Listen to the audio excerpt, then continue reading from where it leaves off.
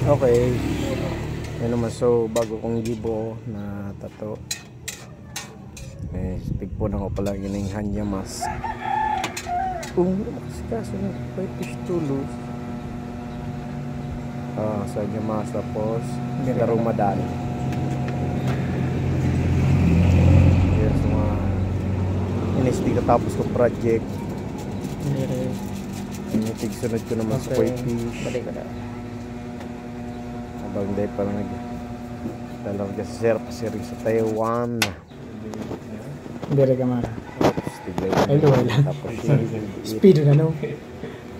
Dalawa. kaso sa birik niya sir ay.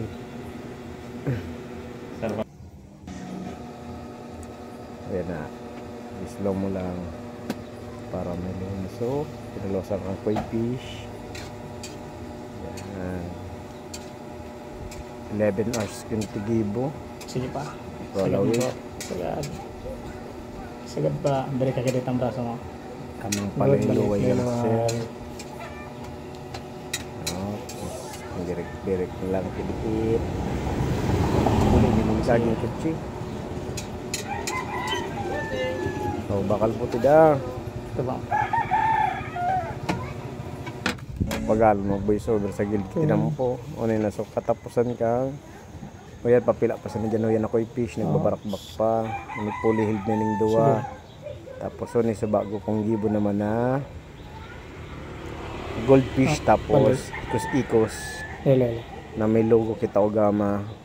Ayan. Ayan.